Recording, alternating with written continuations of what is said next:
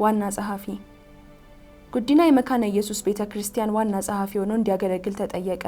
መካነ ኢየሱስ በ1950 ዓመተ ምህረት ከጀርመን፣ ከኖርዌይ፣ ከስዊዘርላንድ እና ከአሜሪካ በመጡ የሉትራን ሚስዮን ማህበራት በኢትዮጵያ የተመሰረተች የሉትራን ቤተክርስቲያን ናት። በኋላም ከዴንማርክና ከፊንላንድ የመጡ የሉትራን ሚስዮናውያን ከቤተክርስቲያኒቱ ጋር አብረው ሰርተዋል። ለዚህ ያልተጠበቀ የአገልግሎት ጥሪ በቶሎ ወስኖ አዎንታዊ ምላሽ መስጠት ቀላል አልነበረም። ምክንያቱም እኛ አጥብቀን እንፈልግ የነበረው ነቀምት ውስጥ መቆየትና ማገልገል ነበር። ከዚህም በተጨማሪ ጉዲና የቀረበለት የአገልግሎት ኃላፊነት ለእርሱ በጣም ከፍተኛ እንደሆነ ስለተሰማው ጥያቄውን በትህትና ላለመቀበል ወሰነ። ነገር ግን የቤተ ክርስቲያኒቱ መሪዎች ተስፋ አልቆረጡም። ተመሳሳዩን ጥያቄ ደጋግመው አቀረቡለት። ከዚያም ይህ የሰዎች ብቻ ሳይሆን የእግዚአብሔርም ጥሪ እንደሆነ ለጉዲና ግልጽ ሆነለት። በመጨረሻም አዲሱን የአገልግሎት ጥሪ በአዎንታ ተቀበለው። የቤተ ክርስቲያኒቱ መሪዎች ተደጋጋሚ ጉትጎታ በእርሱ ላይ ያላቸውን ትልቅ እምነት የሚያሳይ ምልክት ነበር። ለእኛ ግን ይህ የአገልግሎት ስፍራ ብዙ ስራና ከባድ ኃላፊነት አብሮት ያለ እንደሆነ ግልጽ ሆነልን። ጉዲና ሁል ጊዜ እንደሚያደርገው የእግዚአብሔርን ጥሪ ተከተለ። ለእርሱ ዋናው ጉዳይ ያ ብቻ ነውና የመንፈስ ቅዱስን ድምፅ መታዘዝ። መስከረም 3 ቀን 1959 ዓመተ ምህረት አገልግሎቱን ጀመረ። የሚሰራው ስራ በጣም ብዙ ነበር። በአጭር ጊዜ ውስጥ የእረፍት ፋታ እንኳን ሳይወስድ ሌት ተቀን ይሰራ ጀመር። የስራ ጫናው ሊታመን አይችልም። ጠዋት ጎህ ሲቀድ ጀምሮ እስከ ውድቅት ሌሊት ድረስ መሰራት ያለባቸው ብዙ ስራዎች ነበሩት። ብዙ ጊዜ ለምሳ ቤት ሲደርስ ምሳው ቀዝቅዞ ነበር የሚጠብቀው። ሁልጊዜ በቢሮ ውስጥ ከእርሱ ጋር ለማውራት የሚጠብቁት ሰዎች ስለሚኖሩ ለቡና ወይም ለሻይ መቆየት አይታሰብም። ብዙ ጊዜ በጣም ከፍተኛ ድካም ይሰማው የነበረ ቢሆንም የሚጠብቀው ስራ እስካለ ድረስ እረፍት ለማድረግ አይፈቅድም። በሁሉ ቦታ የእርሱ እርዳታና ምክር ይፈልጋል። አንዳንድ ጊዜ እስከ ሌሊቱ 9 ሰዓት ድረስ ወደ ቤት የማይመለስባቸው ምሽቶች ነበሩ። ስለ ደህንነቱ እጅግ አድርጌ እጨነቃለሁ። በእርግጥ በዚያ ጊዜ በሌሊት ከቤት ውጪ መገኘት በኋላ ላይ እንደሆነ ያን ያክል አደገኛ አልነበረም። ሆኖም ከፍተኛ ጭንቀት ይይዘኝ ነበር። የምንኖረው በቤተ ክርስቲያኑ ጽሕፈት ቤት አካባቢ በሚገኝ መንደር ውስጥ ቤት ተከራይተን ነው። ያኔ መኖሪያ ቤት ማግኘት ቀላል አልነበረም። መኪና ስለሌለን ራቅ ወዳለ ሰፈር ሄደን መከራየት አንችልም። ያን ብናደርግ እንኳን የቤተ ክርስቲያኒቱ ጽሕፈት ቤት ለጉዲና ብቻ የመኪና አገልግሎት ማዘዝ አይችልም። በዚህ ቤት ውስጥ ለ8 ዓመታት ያክል ኖርን። በቤታችንና በቢሮ መካከል የነበረው ርቀት አጭር ስለነበር ጉዲና ብዙ ጊዜ ቢሮ ውስጥ ያመሻል። ከዚህ አካባቢ ቤት ስንቀይር ግን እንደ ከዚህ ቀደሙ ብዙ ማምሸት አልቻለም። አብዛኛውን ጊዜ ቢያንስ ከእኩለ ሌሊት በፊት ወደ ቤት ይገባል። በየቀኑ እርሱ ወደ ቤት ሳይገባ እረፍት አይሰማኝም ነበር። ምናልባት ሰዎች አድፍጠው ሊያጠቁት ይችላሉ በማለት ስለ እርሱ በጭንቀት አብሰለስላለሁ። ሆኖም እስከ ተያዘበት ጊዜ ድረስ እግዚአብሔር ተጠንቅቆለታል። ቤታችን ሁል ጊዜ በሰዎች የተሞላ ነበር። የጉዲና ወንድሞችና እህቶች ከሌሎች ዘመዶቹ ጋር አብረውን ይኖራሉ። በአንድ ቤት ውስጥ እስከ 16 የምንሆን ሰዎች የኖርንበት ጊዜ ነበር። ሁሉም የሚተኛበት ቦታና ምግብ ያስፈልገዋል። ከዚህም በላይ በየቀኑ ብዙ እንግዶች ወደ ቤታችን ይመጣሉ። ሰዎች ጉዲናን ለማነጋገር ወደ ቢሮ ብቻ ሳይሆን ወደ ቤታችንም ጭምር ይመጣሉ። እርሱ ቤት ውስጥ በሚሆንበት ቀን ቤታችን እረፍት የለውም። ምሽታችንም ቢሆን ያን ያክል ከቀኑ የተለየ አልነበረም። በዚህ ሁሉ ላይ ብዙ ጉዞዎችን ያደርጋል። የመካነ ኢየሱስ ቤተክርስቲያን በተለያዩ አውራጃዎች ማህበረ ምዕመናን አላት። እነዚህን በሰሜን፣ በደቡብ፣ በምስራቅና በምዕራብ ያሉ አብያተ ክርስቲያናትን መጎብኘት ነበረበት። የእርሱን እርዳታ የሚፈልጉና መፈታት ያለባቸው ችግሮች በየጊዜው ይኖራሉ። በብዙ ስብሰባዎች ላይ እንዲናገር ይፈለግ ስለነበረ የቤተ ክርስቲያን መሪዎች በየመድረኮቻቸው ላይ እንዲገኝላቸው ይጠይቃሉ።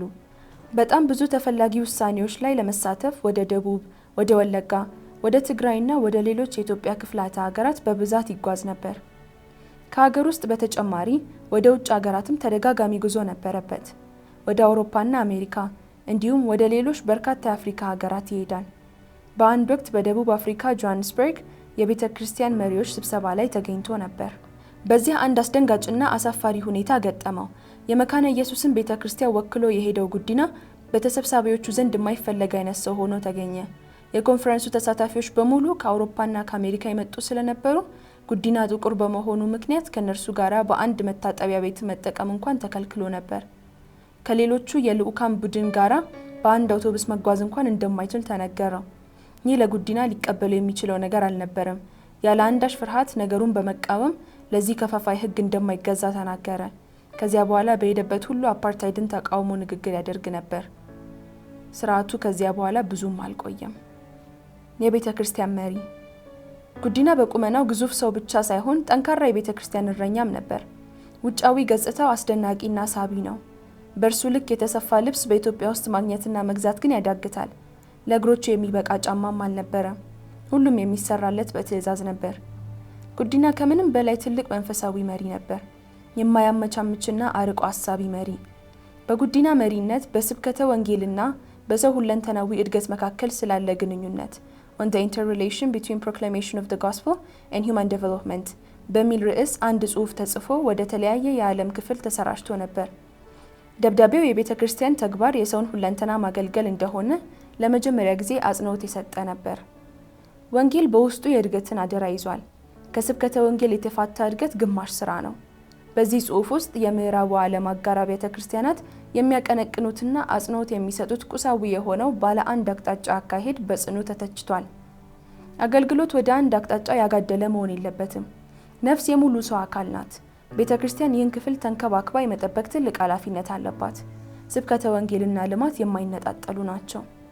ይህ ከመካነ ኢየሱስ ቤተ ክርስቲያን ተጽፎ የተላከው ጽሑፍ በባህር ማዶ ላሉ ሁሉም አጋር አብያተ ክርስቲያናት በመድረሱ ከቤተ ክርስቲያኒቱ ጋር ያላቸውን አጋርነት አስመልክቶ የነበራቸውን አመለካከት እንዲፈትሹና ወደ አንድ አቅጣጫ ያዘነበለ እድገት የሚያደርሰውን አደጋ እንደገና እንዲያጤኑ ሞግቷቸዋል። ጉዲና የምዕራቡ ዓለም አብያተ ክርስቲያናት በማህበረ ምዕመናን መንፈሳዊ ሕይወትና መሪዎችን በማሰልጠን ከሚሰራው ስራ ይልቅ ለልማት ሰራተኞች ከፍተኛ ቦታ ለመስጠት በተናጠል ለብቻቸው ያስተላለፉትን ውሳኔ ተቃውሟል። ጉዲና በ1964 ዓ.ም የሉትራን የዓለም ፌዴሬሽን በኢትዮጵያ ከመመስረቱ በፊት በቶኪዮ በተደረገው ጉባኤ ባደረገው ንግግር ይህን ሐሳብ አስምሮበታል።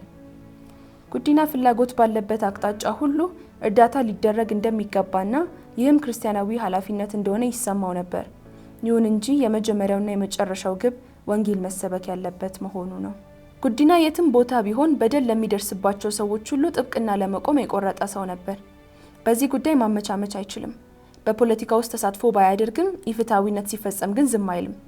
ቀድሞውንም በአፄ ኃይለሥላሴ ዘመን እየሆነ የነበረውን ሁኔታ አውግዟል። ገንዘብ ያለው ሁሉ ለራሱ መሬትና ፍትህ ማግኘት የሚችልበት፣ ድሆች ግን ምንም ረዳት የሌላቸው ሆነው የተጣሉበት ጊዜ ነበር። ጉዲና እንደ ክርስቲያን በዚህ ነገር ውስጡ ይቆጣ ነበር። የመሬት ማሻሻያ አዋጅ እንዲደረግ ለንጉሳዊው ፓርላማ በድፍረት ደብዳቤ ጽፏል።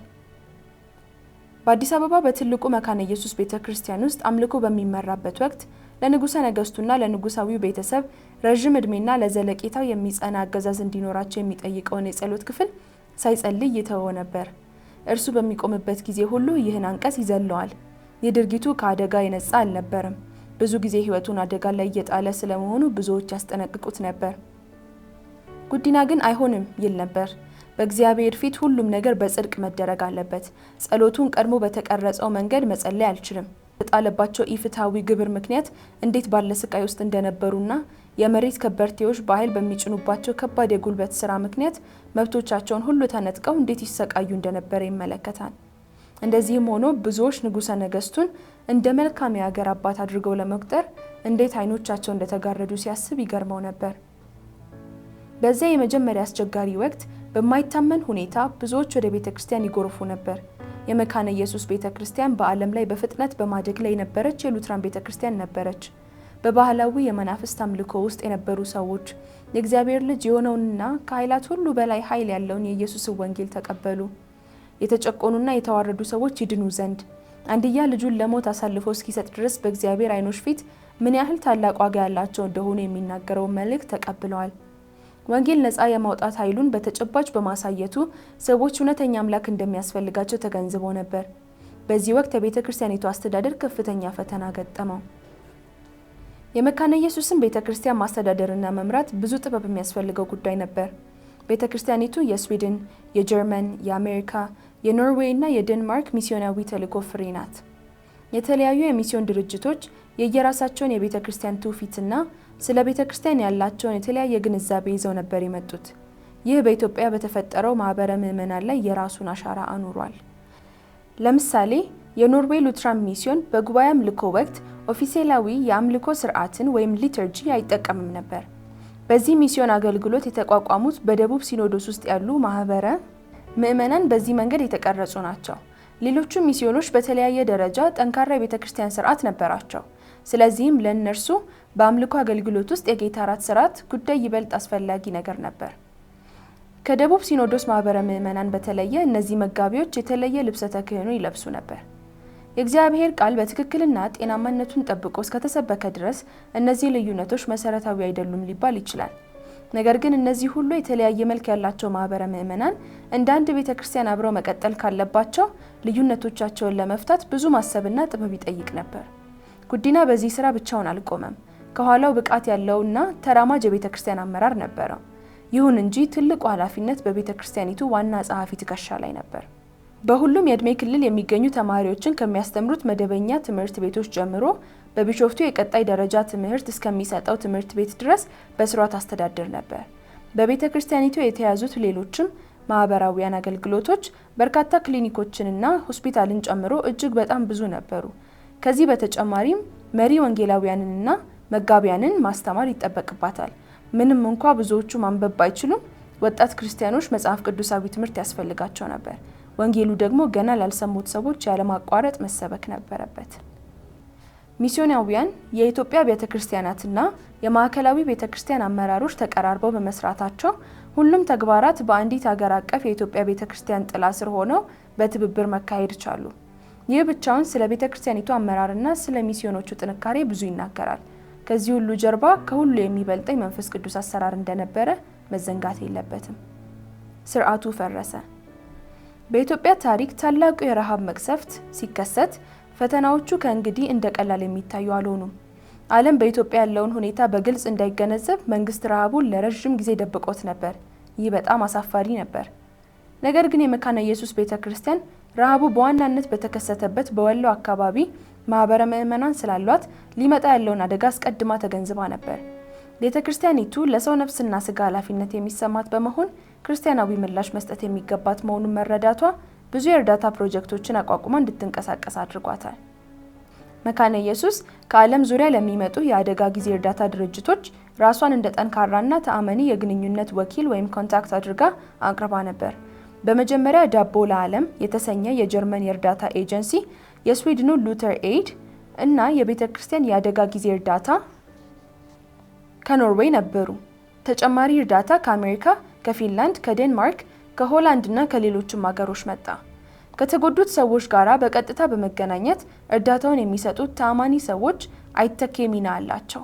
ረጂ ድርጅቶች የሚልኩት እርዳታ በትክክል ከቦታው መድረሱንና በመንገድ ላይ በአንድ ሰው ተመዝብሮ አለመጥፋቱን እርግጠኞች መሆን ይፈልጋሉ። በእርግጥ እንዲህ አይነት ነገር በኢትዮጵያ መንግስት በተደራጁ እርዳታ የማሰባሰብ ተግባራት ላይ ብዙ ጊዜ ተከስቷል። ይህ አስፈሪ መቅሰፍት የንጉሠ ነገስቱን የፖለቲካ ስርዓት አንገት ሰበረ። የለውጥ ፍላጎት የህዝቡ ጥያቄ ስለነበረ የተነሳው ማዕበል ሊገታ አልቻለም። ህዝቡ መሬቱን በቀሙት የመሬት ባለቤቶችና ከበርቴዎች ላይ የነበረው ትዕግስት አልቆ ነበር። ያለበት እጅግ አስቸጋሪ ሁኔታ ከፍርሃቱ በልጦ በቁጣ ገንፍሎ ወጣ። የተጠበቀው መፈንቅለ መንግስት ንጉሠ ነገስቱን በቁጥጥር ስር በማዋል ተጠናቀቀ። አሮጌው የፊውዳል ስርዓት ለህዝብ ጥቅም ሲባል መወገድ ነበረበት። ህዝቡ ተደሰተ። አሁን የተሻለ ጊዜ እንደመጣለትም ተስፋ አደረገ። በቤተክርስቲያን ውስጥ ያሉ ብዙ ሰዎችም ይህ አይነት አመለካከት ነበራቸው። ጉጉቱ በጣም ትልቅ ነበር። ለውጡን መደገፍ ከፈለክ የለውጡ አካል መሆን አለብህ የሚል ሐሳብ ናኘ። በዚህ የጋለ ስሜት በሚደረግ ድጋፍ ብዙ ሰዎች ከልክ በማለፍ ከመስመር ወጥተው ነበር። ከዚህ በፊት ከነበሩት ችግሮች አንጻር ሲታይ በእርግጥ እነዚህ ሰዎች ላይ መፍረድ ከባድ ነው። አብዛኞቹ የቤተክርስቲያን አባላት በጭቆና ስር ከኖሩ ጎሳዎች የተውጣጡ ድሃ ገበሬዎች ነበሩ። አሁን ለሁሉም እኩልነት፣ ነፃነትና የትምህርት እድል እንደመጣ ተቆጠረ። ክርስቲያኖች እንደመሆናቸው መጠን የእያንዳንዱን ግለሰብ ዋጋ ተረድተው ነበር። ምክንያቱም ወንጌል በግለሰብ ኃላፊነትና በማህበራዊ እኩልነት አስተሳሰብ ላይ የተመሰረተ የዲሞክራሲ አስተሳሰብን ተክሎ ነበር። አሁን ሁሉም ሰው በአካባቢው የፖለቲካ አመራር ስራ ውስጥ መሳተፍ አለበት የሚል አብዮት ተቀሰቀሰ። በአገሪቱ ታሪክ ለመጀመሪያ ጊዜ ህዝቡ በራሱ ጉዳይ ላይ የመወሰን መብት ተሰጠው። ጉዲና ለረጅም ጊዜ አብዮት ያስፈልጋል የሚል አመለካከት ነበረው። ነገር ግን አሁን የተከሰተው ይህ የተለየ አብዮት ወደ መልካም አቅጣጫ እየተጓዘ እንዳልነበር የተረዳው ገና በጠዋቱ ነበር። አዲሱ ስርዓት እግዚአብሔር የለም የሚል መልእክት ይዞ መጣ። በጉዲና ልብ ውስጥ የነበረው ገዥ መመሪያ ይህ አልነበረም። በቤተክርስቲያንና በክርስቲያኖች ሁሉ ላይ አስጨናቂ ጊዜ እየመጣ ስለመሆኑ አስቀድሞ ተናገረ። በእርግጥ ያለው ትክክል ነበር። ቀድሞውንም ቢሆን እኩይ የነበረው ስርዓት የባሰ እየሆነ መጣ። ጉዲናም ጮክ ብሎ ይህን ተናገረ። በዚህ ጊዜ እንዲጠነቀቅ ደጋግሜ እነግረው ነበር። እርሱ ግን አይ የለም፣ እኔ የምሰራው ለማንም ሳይሆን ለእግዚአብሔር ነው። እነዚህ ሰዎች ወደፊት የእግዚአብሔርን ቃል መስበክን ይከለክላሉ፣ ቤተክርስቲያንን ያዘጋሉ በማለት ስለመጪው ጊዜ ተነበየ። እናም ሁሉም እንደተናገረው ሆነ። ክርስትናና ኮሚዩኒዝም። አዲሶቹ ባለስልጣናት ከዋነኞቹ የኮሚኒስት ሀገራት ማለትም ከሶቪየት ህብረት፣ ከኩባና ከቻይና፣ ከምስራቅ ጀርመንና ከሌሎች የምስራቅ አውሮፓ መንግስታት ጋር ግንኙነት መፍጠር ፈለጉ። አገራቱም በምላሹ የትጥቅ እርዳታው እና ወታደራዊ ኢኮኖሚያዊ ድጋፍ አደረጉላቸው። ይህ ለአንዲት በድህነት ለተጎዳች ሀገር ምን ያህል የሚፈታተን ስጦታ ሊሆን እንደሚችል ከማንም የተሰወረ አይደለም። ከሁሉ የከፋው ነገር የኢትዮጵያ ገዢዎች ከእርዳታው ጋር አብሮ ኮሚዩኒዝምን መቀበላቸው ነበር። እንግዲህ ቤተክርስቲያንን ቀጣይ ለሆነው ለዚህ አዲስ አውድ ማዘጋጀት አስፈላጊ መሆኑን ጉዲና ገና በጠዋቱ አጥርቶ ተመለከተ። የመካነ ኢየሱስ ቤተክርስቲያን አመራር በአዲስ አበባ መከኒሳ አካባቢ በሚገኘው የመጋቢዎች ስልጠና ማዕከሉ ከተለያዩ ማህበረ ምዕመናን ለተውጣጡ የቤተክርስቲያን መሪዎች ሴሚናሮችና አውደ ጥናቶችን አዘጋጀ። 4ቱ ሴሚናሮች በክርስትናና በሶሻሊዝም ጭብጥ ላይ ያተኮሩ ነበሩ። ከመካነ ኢየሱስ ውጪ ሌሎች አብያተ ክርስቲያናትም ተጋብዘው ነበር። ከነዚህ መካከል የሮማ ካቶሊክና የኦርቶዶክስ ተዋሕዶ ቤተክርስቲያን፣ ጴንጤቆስጣዊ ቤተ እምነቶችና የአይኤስኤም ሚስዮን ይጠቀሳሉ። የሉትራን የዓለም ፌዴሬሽን ተወካዮችም በሴሚናሩ ላይ ተሳትፈው ነበር። ከሴሚናሮቹ መሪ ሐሳቦች መካከል ሶሻሊዝም ምንድነው? ከክርስትና ጋር እንዴት ሊታረቅ ይችላል? ቤተክርስቲያን በዚህ አውድ ምን አይነት አካሄድ ትከተል? ከሶሻሊዝም ጋራስ የሚኖራት የግንኙነት መልክ ምን ይምሰል? ቤተክርስቲያን በመደብ ትግል ውስጥ የሚኖራት ተሳትፎ እስከ ምን ድረስ ነው? የሚሉት ይገኙበታል። ጉዲና ቱምሳ ቤተክርስቲያን ሰላም በሰፈነበት ወቅት ብቻ ሳይሆን አብዮት በተቀሰቀሰበት አውድ ውስጥም የዓለም ብርሃንና ጨው መሆን አለባት ከሚል ሐሳብ በመነሳት ቤተክርስቲያን ከሶሻሊስት ስርዓት ጋር ሊኖራት የሚገባው ግንኙነት ምን አይነት መልክ ሊኖረው እንደሚገባ የሚገልጽ ማስታወሻ በ1968 ዓ.ም ጻፈ። በጉዲና እምነት አብዛኞቹ የቤተክርስቲያኒቱ ተቋማት ቤተክርስቲያን ለምታከናውናቸው ተግባራት ጥሩና ጠቃሚ መሆናቸው እሙን ቢሆንም በአዲሱ አውድ እንቅፋት የሚሆኑ ከሆነ ቤተክርስቲያን ከነርሱ ጋራ የግድ መጣበቅ የለባትም የሚል ነበር። በጊዜው የነበረው አንዱ ችግር የቤተክርስቲያን የማህበራዊ አገልግሎት ተቋማት ብዙውን ጊዜ የቤተክርስቲያን ጥሩ የገቢ ምንጮች እንደሆኑ ተደርገው ይቆጠሩ የነበረ መሆኑ ነው። በእርግጥ ነገሩ እንደዚያ አልነበረም። ነገር ግን በህዝቡ ዘንድ እንደዚያ የሚታሰቡ እስከሆነ ድረስ ቤተክርስቲያን ግልጽ የሆነ ውሳኔ አድርጋ ተቋማቱን ለመንግስት አሳልፋ እስከ መስጠት ድረስ መቁረጥ ይኖርባታል። በመሰረታዊነት ቤተክርስቲያን ማህበራዊ ተሳትፏን መተው የለባትም። አቅሟ እስከፈቀደው ድረስ በመላ ሀገሪቱ እየተቋቋሙ ለነበሩት አዳዲስ የገበሬ አደረጃጀቶች ድጋፍና እገዛ ማድረግ አለባት። ቤተክርስቲያን ይህንን ስታደርግ ዓላማው ገንዘብ እንዳልሆነና ህዝብን ማገልገል እንደምትፈልግ ግልጽ ይሆናል። ኢየሱስ በማቴዎስ 22:37 እስከ 39 ጌታ አምላክህን በፍጹም ልብህ፣ በፍጹም ነፍስህ፣ በፍጹም ሐሳብህ ውደድ እንዲሁም ባልንጀራህን እንደራስህ ውደድ በማለት ያዘዘውና እኛም ሊኖረን የሚገባው አመለካከት ይኸው ነው። የመካነ ኢየሱስ ቤተክርስቲያን ለአዲሶቹ የገበሬ አደረጃጀቶች መተላለፍ ያለባቸውን ጥቂት የመጀመሪያ ደረጃ ትምህርት ቤቶችን ትመራ ነበር። በዚህ መንገድ ቤተክርስቲያን ህዝቡን ማለትም ብዙሃኑን መደገፍ ትችላለች። ቤተክርስቲያን ሰፊውን ህዝብ ለመርዳት ያገኘችውን አጋጣሚ ሁሉ መጠቀም አለባት። ቀደም ሲል በ1966 ዓ.ም ቤተክርስቲያን አራሹ ህዝብ መሬቱን መልሶ ማግኘት እንዲችል የመሬት ማሻሻያ አዋጁን የሚደግፍ ውሳኔ አስተላልፋለች። የመካነ ኢየሱስ ቤተክርስቲያን በብዙ አጋጣሚዎች በፊውዳሉ ስርዓት ስር የነበሩ ገበሬዎች መሬት እንዲያገኙ ረድታቸዋለች። ቤተክርስቲያን ይህን በኢየሱስ ፍቅር እንደሚደረግ አገልግሎት ታይዋለች። ቤተክርስቲያን ድጋፍ መስጠት ያለባት ከማንኛውም የፖለቲካ ሁኔታ ነፃ በሆነ መልኩ መሆን እንዳለበት ጉዲና አጽንኦት ሰጥቶ አስገንዝቧል። ክርስቲያኖች ለመንፈሳዊ መተናነጽና ለክርስቲያናዊ ህይወት እድገት የመሰብሰብ መብት እንዳላቸው፣ ከዚህም በላይ ሁልጊዜ ለታላቁ ተልእኮ በመታዘዝ ወንጌልን ለሰዎች ማድረስ እንደሚገባቸው፣ ይህ ካልሆነ ግን ቤተክርስቲያን በሕያውነቷ መቀጠል እንደማትችል አስገንዝቧል። በዚህ ወቅት በመላው ዓለም የሚገኙ የሚስዮን አገልግሎቶች በየሀገራቱ የመሰረቷቸው አዳዲሶቹ አብያተ ክርስቲያናት ያለ ምዕራባውያን ተጽዕኖ ራሳቸውን ችለው እንዲያድጉና ማንነታቸውን እንዲያገኙ ሚስዮናውያን ከየሀገራቱ በአስቸኳይ ለቀው መውጣት አለባቸው ወይስ የለባቸውም በሚለው ላይ እየተወያዩ ነበር። በጊዜው ሚስዮናዊ ሆይ ወደ መጣበት ተመለስ የሚል መፈክር ናኝቶ ነበር። ጉዲና እንደዚህ አይነቱ የሚስዮናውያንን እንቅስቃሴ የመግታት እርምጃ የነገረ መለኮት ጥያቄ ሳይሆን ኢኮኖሚያዊ ጥያቄ ነው የሚል አቋም ነበረው። እያንዳንዱ ቤተክርስቲያን ራሱን ችሎ የመቆም ግብ እንዳለው ግልጽ ነው። ይሁን እንጂ ይህ የሚሳካው ሚስዮናውያንን ወደ ሀገራቸው በመመለስ አይደለም። ቤተክርስቲያን ከሌላ ስፍራ የሚገኝን የገንዘብ እርዳታ ባለመቀበሏ ብቻ የራሷን ሀገር በቀል ማንነት ወይም አይደንቲቲ አትገነባም። ጉዲና በዚህ ምትክ ሌላ አማራጭ ሀሳብ አቀረበ። ይሄውም የውጭ እርዳታ ቀስ በቀስ በ20 ዓመታት ጊዜ ውስጥ እየቀነሰ እንዲሄድና በእነዚህ ጊዜያት ውስጥ የመካነ ኢየሱስ ቤተክርስቲያን የራሷን ገቢ ለማሳደግ ጥረት ታድርግ የሚል ነበር። ጉዲና በንግግሮቹ ውስጥ እንደ ክርስቲያን መኖር የሚያስከፍለውን ዋጋ በተጨባጭ መንገድ ያሳየበት ንግግሩ በብዙዎች ዘንድ በከፍተኛ ደረጃ አነጋጋሪ ሆኖ ነበር። ለእርሱ ክርስቲያን መሆን ማለት መስዋዕትነትና መከራን መቀበል ማለት ነው። በዚህም ምክንያት ከፍተኛ ገንዘብ የሚያገኙ የቤተክርስቲያን ሰራተኞች አነስተኛ ደሞዝ ለሚያገኙ የሥራ ባልደረቦቻቸው በማሰብ ደሞዛቸውን እንዲቀንሱና የቅንጦት አኗኗርን እንዲተዉ ጠየቀ። በአገሪቱ ያለው ሁኔታ ጉዲና የራሱን ደሞዝ በመቀነስ የመጀመሪያውን እርምጃ ወሰደ። የቤተክርስቲያኒቱ ሰራተኞች የሰጡት ምላሽ ግን አስደሳች አልነበረም። የንግግሩ ማጠቃለያ አንቀጽ ግን እስካሁንም ድረስ ትልቅ ፋይዳ ያለው ነው። የኢየሱስ ክርስቶስ ወንጌል የሚያምነውን ሁሉ የሚያድን የእግዚአብሔር ኃይል ነው። ከዘላለማዊ ፍርድ፣ ከኢኮኖሚ ብዝበዛ፣ ከፖለቲካ ጭቆና ወዘተ የሚያድን ኃይል ነው። ወንጌሉ ዘላለማዊ ገጽታ ያለው ከመሆኑ የተነሳ በየዘመናቱ በሰው ልጅ በሚፈጠር በየትኛውም ርዕዮተ ዓለም ሊተካ ፈጽሞ አይችልም። ልጁን ለብዙዎች ቤዛ አድርጎ ስለሰጠ አፍቃሪ አባት የሚናገር ብቸኛ ድምጽ ነው። ስለ ኃጢአት ስርየትና ስለ ስጋ ትንሣኤ ይናገራል። የሰው ልጅ ከኃጢአቱ የሚያድን ብቸኛ ኃይል በመሆኑ ለኃጢአተኛው ሰው የሚነገር ምስራች ነው። በየትኛውም ማህበራዊ ስርዓት ፊት ለድርድር የማይቀርብ እጅግ ኃይለኛ ነው። ለመተው የማይቻል እጅግ የከበረ ሀብት ነው። ማቴዎስ ምዕራፍ 13 ቁጥር 44። ብሔራዊ ስሜት ወይም ናሽናሊዝም የራሱ ስፍራ አለው። ነገር ግን የኢየሱስ ክርስቶስ ወንጌል ፈጽሞ ሊተካ አይችልም። ከዚያ ጊዜ ጀምሮ በስልጣን ላይ የነበረው የመንግስት አገዛዝ ጉዲናን ለማፈን መሞከር ጀመረ። ምክንያቱም የጉዲና ንግግሮች በመላው ዓለም ወጥተው እየተሰሙ ነበር። የደርግ ባለስልጣን የነበሩትና በኋላ አገዛዙን ከርተው ወደ አሜሪካ የሄዱት ዳዊት ወልደ ጊዮርጊስ ጉዲና ወደ እርሳቸው ፊት እንዲቀርብ ትዕዛዝ አስተላለፉ።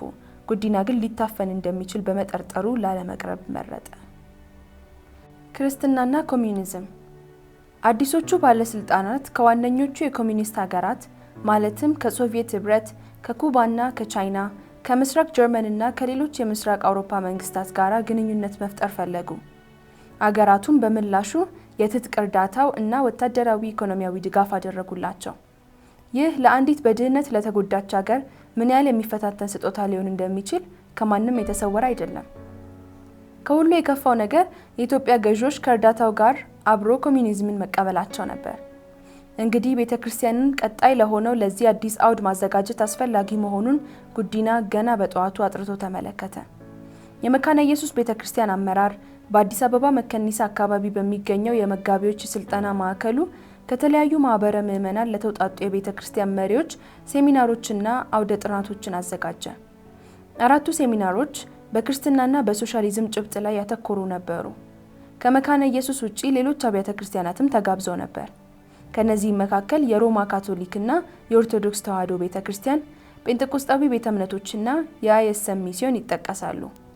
የሉትራን የዓለም ፌዴሬሽን ተወካዮችም በሴሚናሩ ላይ ተሳትፈው ነበር። ከሴሚናሮቹ መሪ ሐሳቦች መካከል ሶሻሊዝም ምንድነው? ከክርስትና ጋር እንዴት ሊታረቅ ይችላል? ቤተክርስቲያን በዚህ አውድ ምን አይነት አካሄድ ትከተል?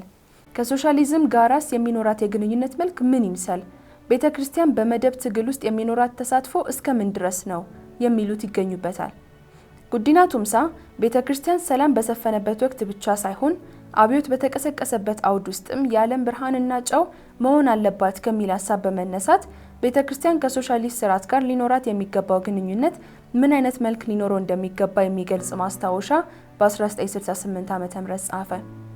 በጉዲና እምነት አብዛኞቹ የቤተክርስቲያኒቱ ተቋማት ቤተክርስቲያን ለምታከናውናቸው ተግባራት ጥሩና ጠቃሚ መሆናቸው እሙን ቢሆንም በአዲሱ አውድ እንቅፋት የሚሆኑ ከሆነ ቤተክርስቲያን ከነርሱ ጋራ የግድ መጣበቅ የለባትም የሚል ነበር።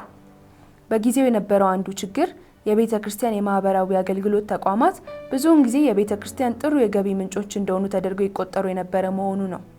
በእርግጥ ነገሩ እንደዚያ አልነበረም። ነገር ግን በህዝቡ ዘንድ እንደዚያ የሚታሰቡ እስከሆነ ድረስ ቤተክርስቲያን ግልጽ የሆነ ውሳኔ አድርጋ ተቋማቱን ለመንግስት አሳልፋ እስከ መስጠት ድረስ መቁረጥ ይኖርባታል። በመሰረታዊነት ቤተክርስቲያን ማህበራዊ ተሳትፏን መተው የለባትም። አቅሟ እስከፈቀደው ድረስ በመላ ሀገሪቱ እየተቋቋሙ ለነበሩት አዳዲስ የገበሬ አደረጃጀቶች ድጋፍና እገዛ ማድረግ አለባት። ቤተክርስቲያን ይህንን ስታደርግ ዓላማው ገንዘብ እንዳልሆነና ህዝብን ማገልገል እንደምትፈልግ ግልጽ ይሆናል። ኢየሱስ በማቴዎስ 22:37 እስከ 39 ጌታ አምላክህን በፍጹም ልብህ፣ በፍጹም ነፍስህ፣ በፍጹም ሐሳብህ ውደድ እንዲሁም ባልንጀራህን እንደራስህ ውደድ በማለት ያዘዘውና እኛም ሊኖረን የሚገባው አመለካከት ይኸው ነው። የመካነ ኢየሱስ ቤተክርስቲያን ለአዲሶቹ የገበሬ አደረጃጀቶች መተላለፍ ያለባቸውን ጥቂት የመጀመሪያ ደረጃ ትምህርት ቤቶችን ትመራ ነበር። በዚህ መንገድ ቤተክርስቲያን ህዝቡን ማለትም ብዙሃኑን መደገፍ ትችላለች። ቤተክርስቲያን ሰፊውን ህዝብ ለመርዳት ያገኘችውን አጋጣሚ ሁሉ መጠቀም አለባት። ቀደም ሲል በ1966 ዓ.ም ቤተክርስቲያን አራሹ ህዝብ መሬቱን መልሶ ማግኘት እንዲችል የመሬት ማሻሻያ አዋጁን የሚደግፍ ውሳኔ አስተላልፋለች። የመካነ ኢየሱስ ቤተክርስቲያን በብዙ አጋጣሚዎች በፊውዳሉ ስርዓት ስር የነበሩ ገበሬዎች መሬት እንዲያገኙ ረድታቸዋለች። ቤተክርስቲያን ይህን በኢየሱስ ፍቅር እንደሚደረግ አገልግሎት ታየዋለች። ቤተክርስቲያን ድጋፍ መስጠት ያለባት ከማንኛውም የፖለቲካ ሁኔታ ነፃ በሆነ መልኩ መሆን እንዳለበት ጉዲና አጽንኦት ሰጥቶ አስገንዝቧል። ክርስቲያኖች ለመንፈሳዊ መተናነጽና ለክርስቲያናዊ ህይወት እድገት የመሰብሰብ መብት እንዳላቸው፣ ከዚህም በላይ ሁልጊዜ ለታላቁ ተልእኮ በመታዘዝ ወንጌልን ለሰዎች ማድረስ እንደሚገባቸው፣ ይህ ካልሆነ ግን ቤተክርስቲያን በሕያውነቷ መቀጠል እንደማትችል አስገንዝቧል። በዚህ ወቅት በመላው ዓለም የሚገኙ የሚስዮን አገልግሎቶች በየሀገራቱ የመሰረቷቸው አዳዲሶቹ አብያተ ክርስቲያናት ያለ ምዕራባውያን ተጽዕኖ ራሳቸውን ችለው እንዲያድጉና ማንነታቸውን እንዲያገኙ ሚስዮናውያን ከየሀገራቱ በአስቸኳይ ለቀው መውጣት አለባቸው ወይስ የለባቸውም በሚለው ላይ እየተወያዩ ነበር። በጊዜው ሚስዮናዊ ሆይ ወደ መጣበት ተመለስ የሚል መፈክር ናኝቶ ነበር። ጉዲና እንደዚህ አይነቱ የሚስዮናውያንን እንቅስቃሴ የመግታት እርምጃ የነገረ መለኮት ጥያቄ ሳይሆን ኢኮኖሚያዊ ጥያቄ ነው የሚል አቋም ነበረው። እያንዳንዱ ቤተክርስቲያን ራሱን ችሎ የመቆም ግብ እንዳለው ግልጽ ነው። ይሁን እንጂ ይህ የሚሳካው ሚስዮናውያንን ወደ ሀገራቸው በመመለስ አይደለም። ቤተክርስቲያን ከሌላ ስፍራ የሚገኝን የገንዘብ እርዳታ ባለመቀበሏ ብቻ የራሷን ሀገር በቀል ማንነት ወይም አይደንቲቲ አትገነባም። ጉዲና በዚህ ምትክ ሌላ አማራጭ ሐሳብ አቀረበ። ይኸውም የውጭ እርዳታ ቀስ በቀስ በ20 ዓመታት ጊዜ ውስጥ እየቀነሰ እንዲሄድና በእነዚህ ጊዜያት ውስጥ የመካነ ኢየሱስ ቤተክርስቲያን የራሷን ገቢ ለማሳደግ ጥረት ታድርግ የሚል ነበር። ጉዲና በንግግሮቹ ውስጥ እንደ ክርስቲያን መኖር የሚያስከፍለውን ዋጋ በተጨባጭ መንገድ ያሳየበት ንግግሩ በብዙዎች ዘንድ በከፍተኛ ደረጃ አነጋጋሪ ሆኖ ነበር። ለእርሱ ክርስቲያን መሆን ማለት መስዋዕትነትና መከራን መቀበል ማለት ነው። በዚህም ምክንያት ከፍተኛ ገንዘብ የሚያገኙ የቤተክርስቲያን ሰራተኞች አነስተኛ ደሞዝ ለሚያገኙ የሥራ ባልደረቦቻቸው በማሰብ ደሞዛቸውን እንዲቀንሱና የቅንጦት አኗኗርን እንዲተዉ ጠየቀ። በአገሪቱ ያለው ሁኔታ በደሞዝ መጠን ላይ ከፍተኛ ለውጥ እንዲደረግ የሚያስገድድ ነበር። ጉዲና የራሱን ደሞዝ በመቀነስ የመጀመሪያውን እርምጃ ወሰደ። የቤተክርስቲያኒቱ ሰራተኞች የሰጡት ምላሽ ግን አስደሳች አልነበረም። የንግግሩ ማጠቃለያ አንቀጽ ግን እስካሁንም ድረስ ትልቅ ፋይዳ ያለው ነው። የኢየሱስ ክርስቶስ ወንጌል የሚያምነውን ሁሉ የሚያድን የእግዚአብሔር ኃይል ነው። ከዘላለማዊ ፍርድ፣ ከኢኮኖሚ ብዝበዛ፣ ከፖለቲካ ጭቆና ወዘተ የሚያድን ኃይል ነው። ወንጌሉ ዘላለማዊ ገጽታ ያለው ከመሆኑ የተነሳ በየዘመናቱ በሰው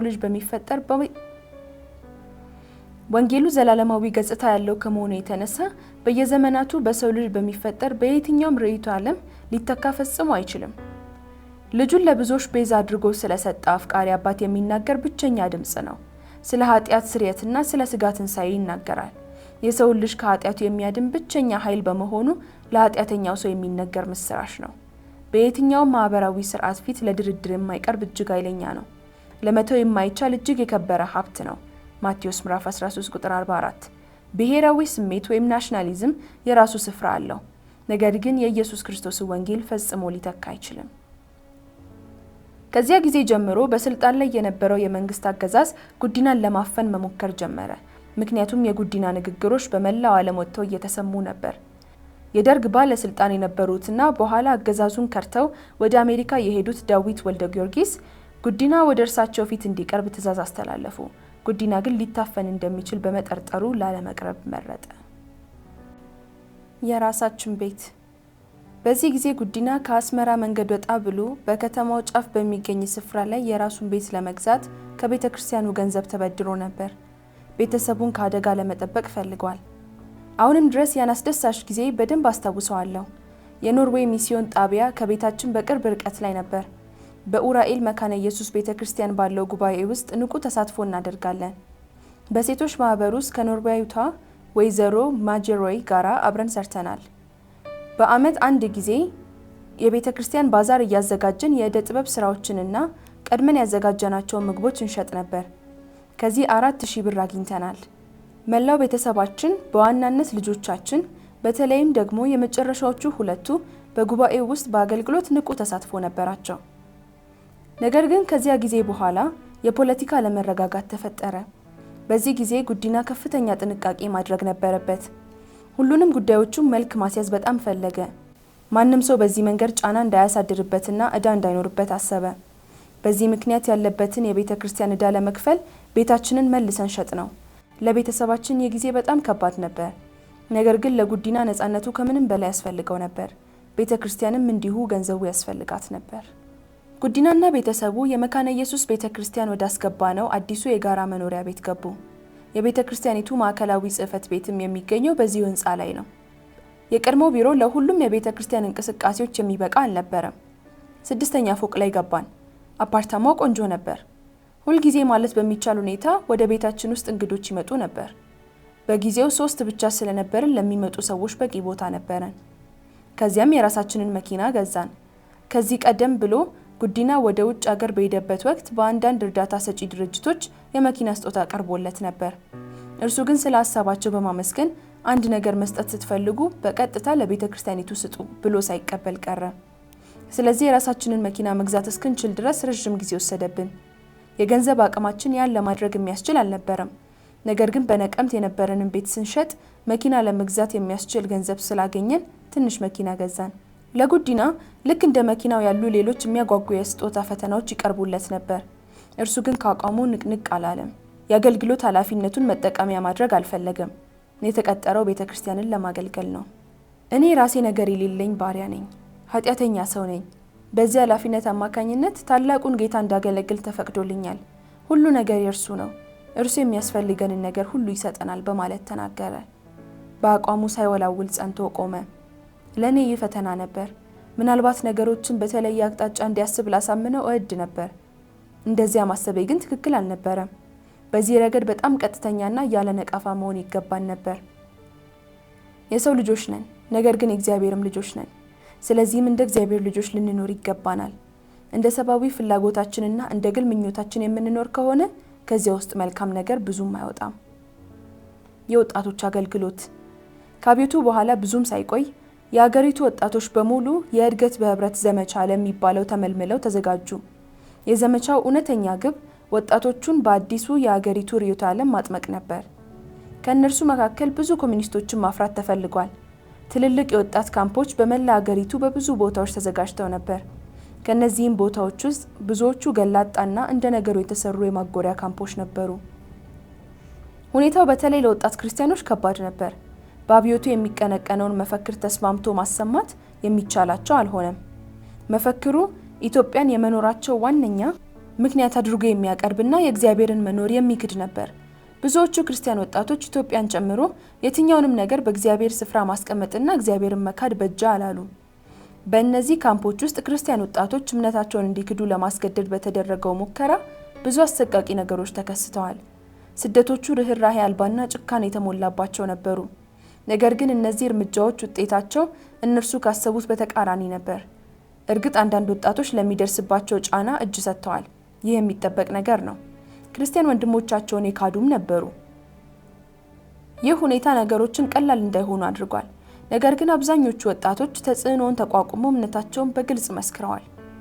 ይህ በጊዜው ትልቅ አግራሞትን ፈጠረ። ሁሉም ኢትዮጵያውያን ወጣቶች በአስከፊ ጫና ውስጥ የነበሩ ቢሆንም በርካቶች ክርስትናን ለመቀበል ወሰኑ። ከዚህም የተነሳ ክርስቲያኖች በቁጥር ደረጃ በዙ። እነርሱም እውነተኛና ቆራጥ ክርስቲያኖች ነበሩ። ክርስትናቸው የስም ብቻ አልነበረም። እምነታቸው በአስጨናቂ ሁኔታዎች ውስጥ የማጽናት ጉልበት እንዳለው አረጋገጠ። እንደሚጠበቀው የጉዲናና የፀሐይ ልጆችም ለዘመቻው እንዲንቀሳቀሱ ታዘው ነበር።